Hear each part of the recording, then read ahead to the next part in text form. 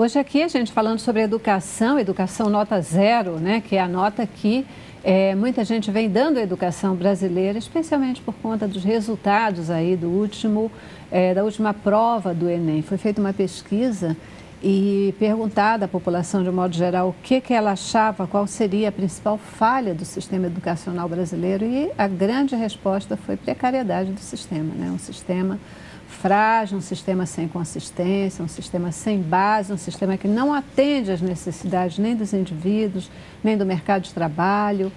Caramba, é forte demais isso, né? Onde é que a gente está pecando em termos do currículo de ensino no Brasil? Eu acredito realmente que as duas matérias mais elementares, matemática e português, tinham que ter uma atenção maior, né, no ensino. O ensino integral poderia resolver esses problemas, né? Quer dizer, você colocar o aluno mais tempo dentro da escola. Nós vemos hoje um problema que eu diagnostico bastante, é que o professor deixou de ser o mediador cultural da nossa sociedade, né? Antigamente, o professor era um formador de opinião, né? Seja o professor de matemática, o professor de português, como Arenildo, o professor de história. Hoje em dia, o mediador cultural é uma celebridade, não, o mediador cultural é o juiz, né? E o professor deixou de ter esse papel social importante, né? Eu acho isso um grande problema, porque ele perde a importância e as próprias pessoas deixam de valorizar tanto assim o professor. Ele deixa de ser referência das pessoas. Vira um círculo vicioso essa história, inclusive. Um círculo vicioso. E eu também gostaria de destacar, além desse problema do currículo, Celeste, é o problema da disciplina. Hoje em dia é muito difícil se manter a disciplina dentro. Eu sou professor universitário, não tenho esse problema tão grande, mas ouço de outros colegas, né, da rede municipal, que é um problema muito grande manter a disciplina. Antigamente, os professores eram chamados de senhor e senhora. Hoje em dia, você às vezes lida com um problema de crime dentro da escola. Né? De que maneira o professor pode planejar a sua aula, dar uma aula correta, planejar o início, meio e fim de um curso ao longo de um ano, se ele não consegue manter a disciplina, né? Como tanto a Júlia e o Arenildo falaram também, se dentro de casa ele não recebe uma educação adequada, como é que ele reproduz isso dentro da sala de aula? Então, quer dizer, a gente tem um problema de disciplina muito problemático, né? Há pouco tempo saiu a notícia de algumas escolas no norte do país, em Goiânia, que estão, inclusive, tendendo a transformar a escola pública numa escola militar, para manter a disciplina, quer dizer, que eu acho que é um absurdo, mas que às vezes resolve um problema, pelo menos de disciplina. Pelo menos disciplina, né? Exato. Que leva aonde? Leva a quê? Qual a tua opinião sobre essa questão da base, do currículo de ensino? A gente fica falando assim, né, na questão do português e da matemática. Será que o problema dos nossos alunos é efetivamente a matemática ou é o raciocínio lógico? Fica uma pergunta, né? O Enem, por exemplo, a prova do Enem, ela é condizente, o tipo de prova que é colocado no Enem é condizente com a educação que é oferecida nas nossas escolas, porque você coloca uma prova de raciocínio lógico, né? de interpretação, coloca uma redação onde o aluno tem que saber pensar, tem que saber respostas e tudo. O nosso ensino, ele está condizente com esse padrão de... Não. Aliás, é o contrário, né? Eu acho que não é o ensino que tem que estar condizente com o Enem. O Enem veio depois. O Enem é que teria que sofrer essa adaptação e não sofre. Acho que o Enem foi criado para uma realidade que não é a nossa. Inclusive de uma forma desrespeitosa. Até a Lei 5692, que prevê a interdisciplinaridade, não só isso, mas o respeito, segundo Paulo Freire, por exemplo, as regionalidades, um Enem, um exame nacional, como respeitar as individualidades regionais? Eu não vejo como. Como é que a gente pode conceber um cidadão, um aluno urbano do Rio de Janeiro, da cidade de São Paulo, fazer a mesma prova que um cidadão lá do Amapá que vai pegar uma canoa para fazer a prova?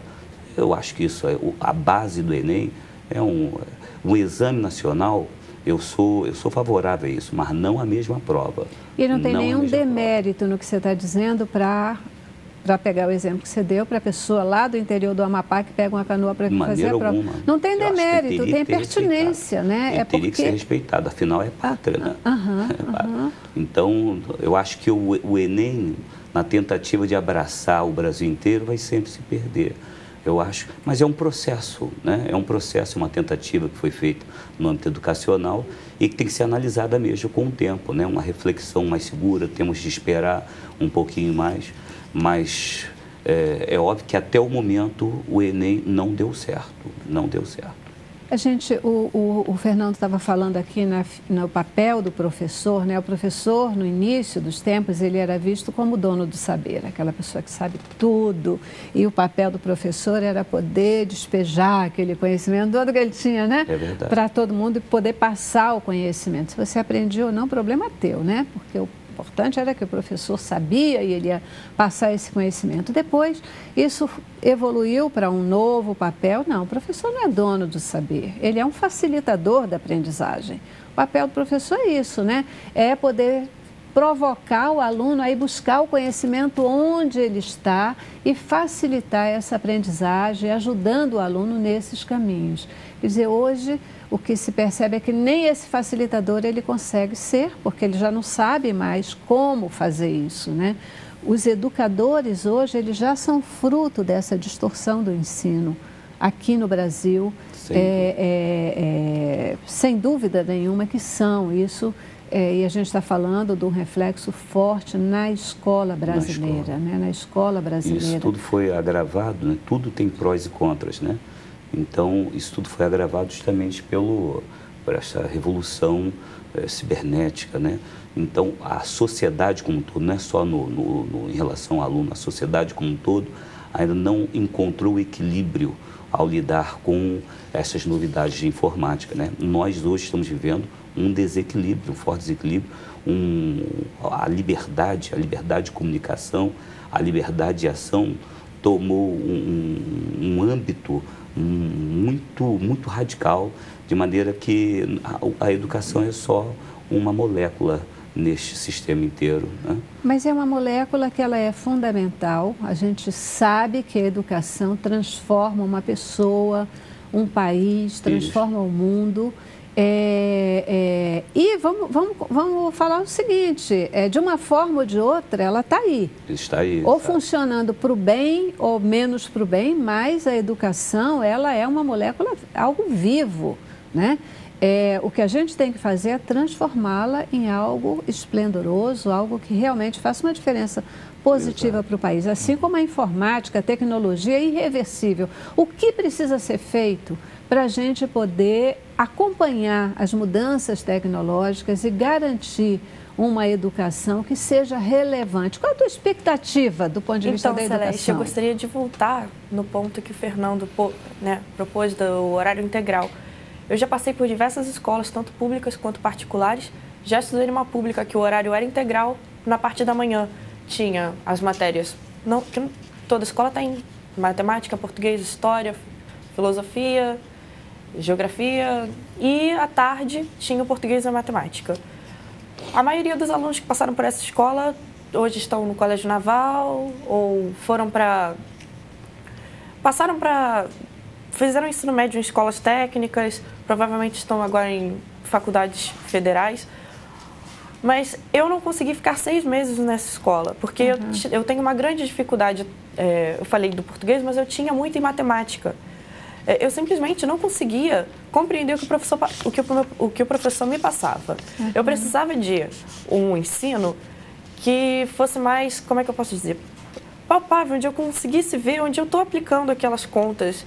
Então, eu não consegui ficar nessa escola e eu acho que não sou a favor do horário integral nesse sentido de reforçar o português e a matemática, porque a aprendizagem do aluno é diferente de um para o outro. Eu acho que no momento em que eu mais tive consciência de que eu precisava de entrar numa sala de aula e conseguir aprender aquela matéria que eu tinha dificuldade, foi o tempo em que eu me afastei da escola e eu pude ter um tempo para mim, onde eu descobri as coisas que eu realmente tinha interesse e onde estava o meu problema. Eu fiquei afastada da escola por alguns motivos e fiquei em torno de uns 6 ou 8 meses sem frequentar a escola, em casa. E fazia passeios culturais, fui buscar as coisas que eu gostava. E no retorno à escola, eu tive muito mais sede de ensino e consegui entender a matemática.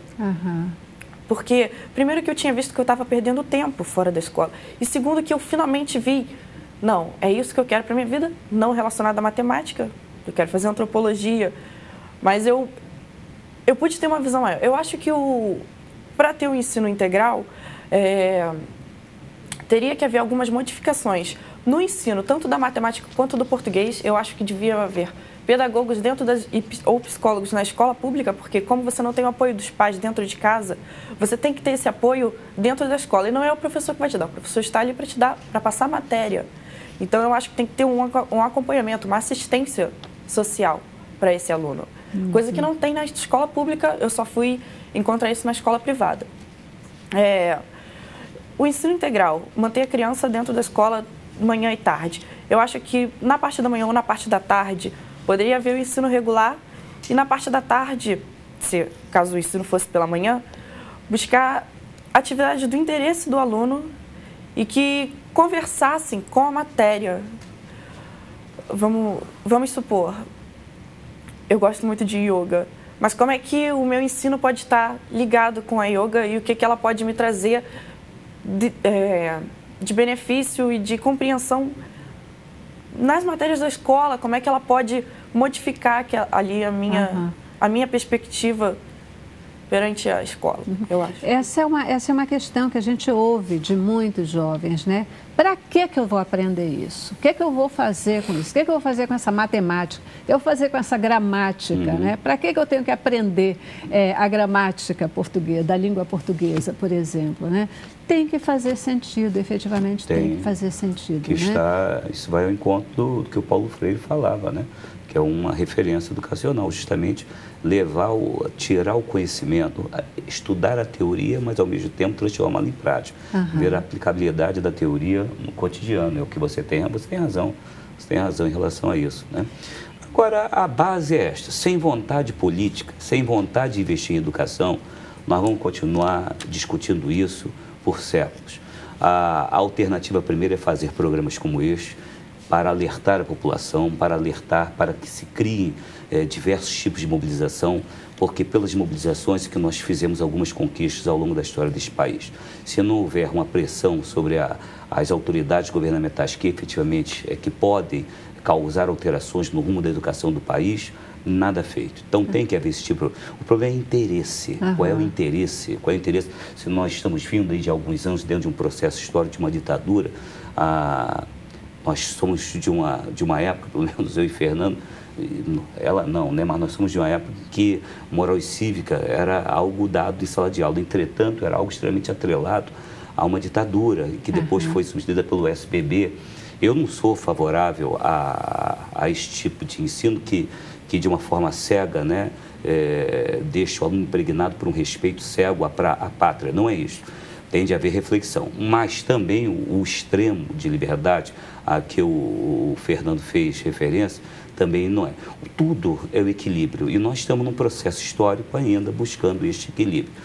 A vontade das nossas autoridades, o engajamento efetivo na valorização do professor, no que tange não apenas aos salários, mas às condições de trabalho, as condições físicas dos estabelecimentos de ensino, tudo isso requer um envolvimento de muito dinheiro, de muito investimento. E as autoridades insistem, por muitas vezes, em dizer que não existe tal dinheiro e que precisa, para que houvesse arrecadação, teria de haver a geração de impostos, o que oneraria o povo. Mas nós ouvimos esse discurso há décadas e nós sabemos que isso é uma grande mentira. Falta vontade e isso precisa ser dito. Né? Falta vontade política. Eu acredito nisso, sabe, Fernando?